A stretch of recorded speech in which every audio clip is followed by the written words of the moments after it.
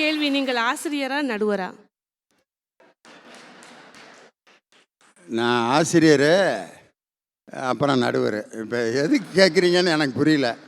ஆசிரியர்னா அது தமிழ் மொழி ஆசிரியரா இல்லை அறிவியல் ஆசிரியருங்களா? நான் அறிவியல் ஆசிரியர், ஃபிசிக்ஸ் வாத்தியார். தமிழ் மொழியில் கற்கக்கூடியவற்றை எல்லாம் கற்றுத்தான் ஆசான் ஆக வேண்டும், ஆசிரியனாக வேண்டும், நடுவராக வேண்டும் என்பது அல்ல. நீங்கள் அறிவியலை கற்று நன்கு உணர்ந்தீர்கள், ஆனால் விதிப்படி இங்கு நல்ல தீர்ப்பை சொல்ல அமர்ந்திருக்கிறீர்களே, இதுதான் விதி. உங்கள் பேச்சை நான் கேட்டுக்கிட்டு உட்காந்துருக்கேன் பாருங்கள், இதுதான் என்னுடைய விதி. உண்மையில் அருமை. நான் எவ்வளோ கஷ்டப்பட்டு ஃபிசிக்ஸ் படித்து உயிரை கொடுத்து படிச்சிருந்தாலும் ஃபிசிக்ஸ் இப்போ நான் நடுவராக பயன்படுத்தலை. எங்கேயோ நான் கேட்ட தமிழ் என்னை விதிவசமாக நடுவராக மாற்றி அருமையாக சொன்னாங்க. நடுவர் அவர்களே, நீங்கள் பிசிக்ஸ் மட்டும் படிச்சிருந்தீங்கன்னா ஊர் போற்றும் ஒரு நல்ல தமிழ் மகனாக மட்டும்தான் இருந்திருப்பீர்கள். இன்று தமிழால் கற்று உணர்ந்ததால் அழகிய தமிழ் மகனாய் நீங்க அமர்ந்திருக்கிறீங்க. நடுவர் அவர்களே, இவங்களுடைய மதி எப்படின்னா ஃபேஸ்புக் மாதிரி. அதை லைக் பண்ணலாம், ஷேர் பண்ணலாம், ட்விட்டரில் கமெண்ட் பண்ணலாம், இவ்வளோதான் இவங்களுடைய மதி. எங்களுடைய விதி என்பது பேக்டு புக், ஆல்ரெடி இட்ஸ் ரிட்டன். இது எழுதி முடிக்கப்பட்டது. அதை பற்றி தான் இன்னைக்கு நம்ம பேசிட்டு இருக்கிறோம். அதாவது நடுவர் அவர்களே, என்னுடைய கணவருக்கு நல்ல ஒரு பண்பான, அறிவான, அழகான, அறிவுள்ள, நுட்பமான ஒரு பொண்ணை தேர்ந்தெடுக்கணும் தான் என்னுடைய மாமியாருக்கு ஆசை. அது எல்லாத்துக்கும் இருக்கிறது தாங்க. விதியின் காலகட்டாயம் நான் அவருக்கு மாட்டிட்டேன்.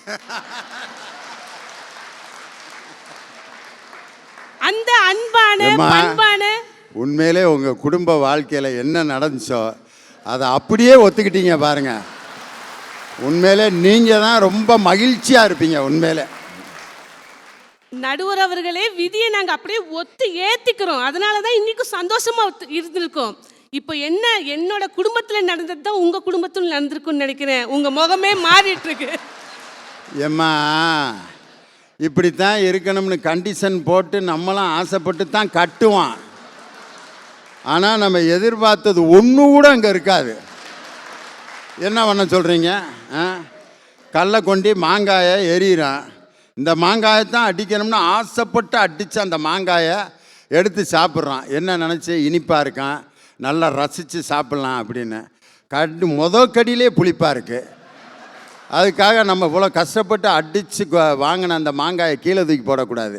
அதை டேஸ்ட் ஆக்கிறதுக்கு என்னென்ன செய்யணுமோ, ஒரு உப்பு, ஒரு மிளகாப்பொடி, அப்படி ஏதாவது ஒரு ஜில்காட்டு வேலையெல்லாம் பண்ணி அந்த மாங்காயை டேஸ்ட் ஆக்கிட்டோம்னா வாழ்க்கை டேஸ்ட் ஆகிட்டு போகுது.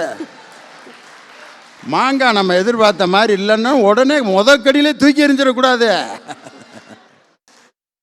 அந்த மனுஷன் எண்ணெயை கட்டிட்டு அவர் படுற பாடு இருக்கு. ஐயோ ஐயோ, என்னால் தாங்கிக்கவே முடியல. நடுவர் அவர்களே, சீமா தங்கச்சியை பார்த்து ஒரே ஒரு கேள்வி கேட்குறேன். பாட்டிக்கு உடம்பு சரியில்லைன்னா நல்ல டாக்டர் பக்கத்துலேயே இருக்கிறாங்க, கூட்டிகிட்டு போயிருக்கலாம். இவங்க எதுக்கு வேட்புமனு தாக்கல் மாதிரி தாக்கல் பண்ணிட்டு இருக்கணும் தான் என்னுடைய கேள்வி. தாக்கல் பண்ணி முடிவு வரக்குள்ளேயே பாட்டியை போட்டு தள்ளிட்டு இதுதான் விதியின் காலகட்டாயமான்னு கேட்டுட்டு இருக்காங்க. கடல் தண்ணி தான் எல்லாத்துக்கும் சொந்தம் தெரியுதில்ல.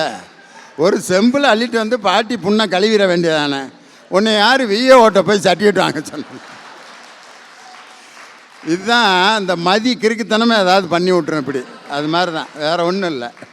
இதுக்கு தான் என்னுடைய பாட்டி ஔவையார் அன்னைக்கே எழுதி வச்சுட்டு போயிட்டாங்க. இவங்கள மாதிரி இந்த 3 ஆட்களுக்காகவே எழுதி வச்சுட்டு போயிருக்காங்க.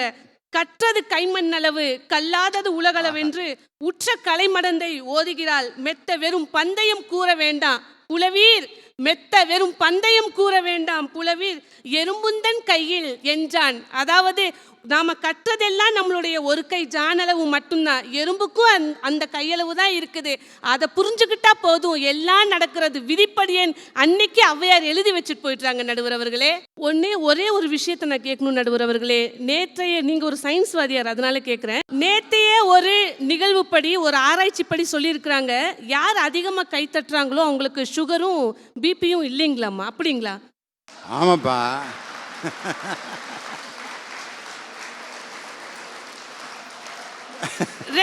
ரெண்டாவது முறையா கை தட்டுறவங்களுக்கு ரொம்ப அபூர்வமான வாழ்க்கை இருக்குங்களாமா. மூணாவது முறை கை தட்டுறவங்களுக்கு வாழ்வு ஜேஜேன்னு இருக்குமாமா. தட்டிட்டே இருக்கிறவங்களுக்கு தட்டி கொடுங்க, உங்கள் வாழ்க்கையில எல்லாமே விதிப்படி நன்மையாக இருக்கும்னு கூட அந்த அறிக்கையில போட்டிருக்குங்களாமா. வாழ்க்கையில் எனக்கு தெரிஞ்சு இப்படி கைதட்டு வாங்கின ஒரே பேச்சாளர் சர்மிளா பானு தான். அறிவியல் பூர்வமாக கைதட்டு வாங்கியிருக்காங்க. நடுவர் அவர்களே, நான் பேசிதான் ஆகணுங்கிறது என்னுடைய விதி, கேட்டுதான் ஆகணுங்கிறது அவங்களுடைய விதி.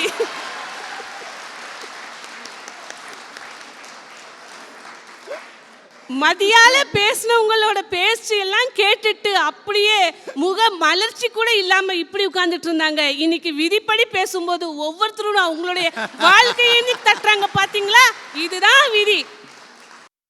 நடுவர் அவர்களே, சரித்திரத்தில் வேண்டுமானாலும் இவர்களுடைய பெயர் பொறிக்கப்படலாம். ஆனால் சரித்திரம் இப்படித்தான் நடக்கும், இங்குத்தான் நடக்கும் என்று ஏற்கனவே கணித்த விதியின்படிதான் நடக்கும் என்பதுதான் எங்களுடைய வாதம். நடுவர் அவர்களே, ஒரு தாய் தன்னுடைய சிசு வயிற்றுல வந்தோடனே என்ன ஆண் சிசுவான்னு தெரியாது, ஆனால் பெண் சிசுவான்னு தெரியாது. ஆனாலும் கூட அதுக்கு என்ன பேர் வைக்கலாம், எப்படி வளர்க்கலாம், எந்த ஸ்கூலில் அட்மிஷன் வாங்கலான்னு யோசிச்சுட்டே இருப்பா. ஆனால் சென்னை வெள்ளம்ங்கிறது எல்லாத்துடைய விதியையும் மாற்றிருச்சு. அந்த தாய் நள்ளிரவில் யாருன்னு கூட தெரியாது அந்த இளைஞன் கூட்டிட்டு போய் ஆஸ்பத்திரியில் விட்ட உடனே ஒரு மதத்தை சார்ந்த ஒரு தாய் இன்னொரு மதத்தை சார்ந்த யூனுஸ்கிற பேர் வச்சாங்க. பார்த்தியா, இதுதான் வேற்றுமையில் ஒற்றுமை. நடுவர் அவர்களே, இப்போ இந்தியா கிரிக்கெட் டீம்னு சொன்னாலே எல்லாத்துக்கும் ஒரு பயம் வந்துடுது, ஒரு அதிர்துன்னு சொல்லுவாங்கல்ல, அந்த மாதிரி தெரிக்க விடலாமா சொல்கிறோம்ல, அந்த மாதிரி வந்துடுது. காரணம் என்னென்னா, MS தோனிங்கிற ஒரே ஒரு புத்திசாலித்தனமான ஒரு இளைஞன் தான், அதை ஒத்துக்கிறோம். ஆனால் வேறு விளையாட்டில் இருக்க வேண்டிய அவன் இந்திய கிரிக்கெட் அணியில் சேர்ந்தார் என்றால் அதுதான் விதி. இதை நம்ம மாற்ற முடியுமா? ஒன்றும் இல்லைங்க. இன்னொரு விஷயத்த சொல்கிறேன் கேளுங்க. 500 ரூபா 1000 ரூபா நோட்டு வைக்கிறது மட்டும்தான் நம்மளுடைய பண்பாடு, நம்மளுடைய நாகரிகம், நம்மளுடைய கெத்துன்னு நினச்சிட்டு இருந்தோம். ஆனால் நவம்பர் 8க்கு பிறகு அந்த நோட்டு எங்கெங்க போயிருக்குன்னு யாராவது யோசிச்சோமா நம்ம? இதுதாங்க விதி. அப்போ 100 ரூபா நோட்டை கூட ஒழிச்சு வச்சுட்டு ஓடிட்டு இருந்தோமா, யாராவது கேட்டுருவாங்களோன்னு. பணக்காரன் பிச்சைக்காரன் ஆயிட்டான். அதுதாங்க விதி. விதிங்கிறது யாருனாலையும் மாற்ற முடியாது. உள்ளத்தில் இருக்கும் நம்பிக்கையை மட்டும் நம்புவது விதி.